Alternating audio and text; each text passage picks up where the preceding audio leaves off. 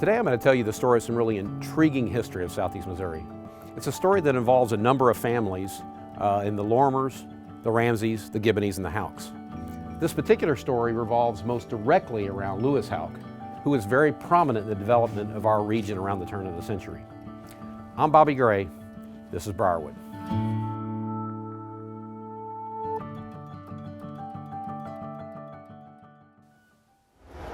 Lewis Houck was a man of many talents. He was well known in the area as a railroad tycoon. But in addition to that, he was an attorney, a statesman, an educator, an author, and a builder.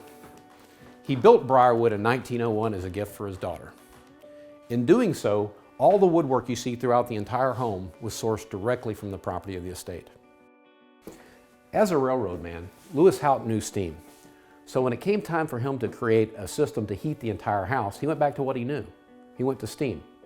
So he created a steam boiler system in a shack out behind the house that literally used the pressure of that steam to push the heat throughout the entire home through all of these radiators. At some point in time, they decided they wanted to go a little bit further, and they did want to add some fireplaces. Since the home was built without fireplaces, it created a unique set of circumstances for Houck to overcome. Typically, a home that had the fireplaces built as part of the new construction, you would see the fireplace actually built on the exterior of the home. In this case, they decided to build inward and build support structure in the basement that included timber and steel, completely support the weight of this fireplace with a flue system that goes entirely through the second and third floor. One great aspect and feature of this particular fireplace is that this mantle actually came from the 1904 St. Louis World's Fair. It was floated down the Mississippi and actually installed here at Briarwood. One of the great things about owning a historical home is that you don't necessarily have to live like it's 1901. As you can see, the current and previous owners of the home have made many wonderful upgrades to the kitchen. Previous children, however, have had quite a different effect on the home. Lewis Houck not only built Briarwood for his daughter, but also for his new son-in-law, Charles Juden, on the occasion of their wedding. So it's not hard to imagine generations of the Juden children running up and down the multi-levels of stairs within Briarwood. And it's also not hard to imagine a story that occurred within family lore of a day when the two Juden boys were playing with their grandfather in their presence and actually shot a BB through the stained glass window of this level. Fast forward a couple of generations, and you have Drew Juden, who was just recently appointed as the Director of Public Safety for the state of Missouri. Charles Juden and Lewis Houck's daughter Irma moved into Briarwood in 1901 to begin raising their young family. However, the complete history of Briarwood begins over 100 years prior to that, and it actually begins with Louis Lormer. Louis Lormer came to the area in the late 1700s at the time when everything west of the Mississippi was under Spanish rule. He was made commandant of the area by the Spanish, and he was tasked with divvying out land grants to any settlers that were willing to come to the area and claim their allegiance to the Spanish king.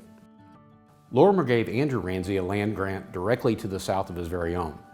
On this property, Ramsey built a two-story log cabin for his personal residence that's still standing today and is still resided in today.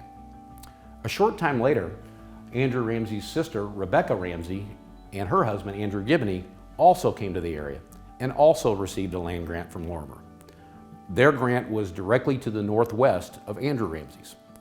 That is the estate that became known as Elmwood. Both Andrew and Rebecca Ramsey were of the Ramsey clan that hailed from Dalhousie Castle in Scotland. It was for this reason that the Gibboneys decided to model their new home at Elmwood in the likeness of Dalhousie Castle. Carry yourself along 2 generations later to Rebecca and Alexander Gibboney's granddaughter, Mary Hunter Gibboney, and she marries local attorney and railroad tycoon Lewis Houck, which in turn takes us back to the beginning of the story, the origins of Briarwood. In the construction of Briarwood, Lewis Houck spared no expense. Some of the features that demonstrate this are the 3 inches of concrete that he poured underneath all the hardwood floors on every floor throughout the house to include the attic space, the oyster shells that he added to the plaster as a fire retardant, as well as a water tank system that he built into the attic space supported by train rails that supplied water to the house. Briarwood was built in a prominent location on Mount Tabor.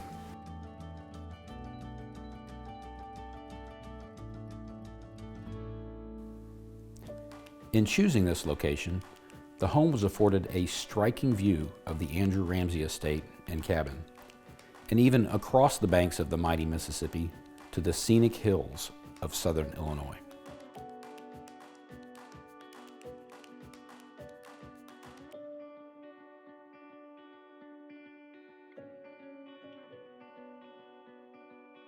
We're now in Charles and Irma's master bedroom.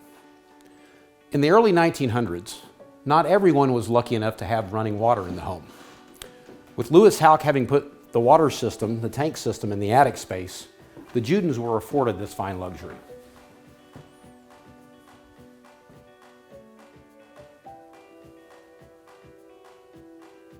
Houck's innovation is evident throughout the interior of Briarwood, but is on display within the grounds of the estate as well.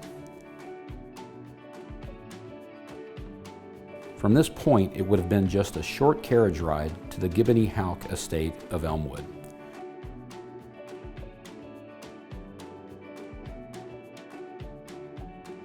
In typical Houck fashion, he designed everything with great thought. This very walkway leads to a stoop that was designed with the carriage in mind.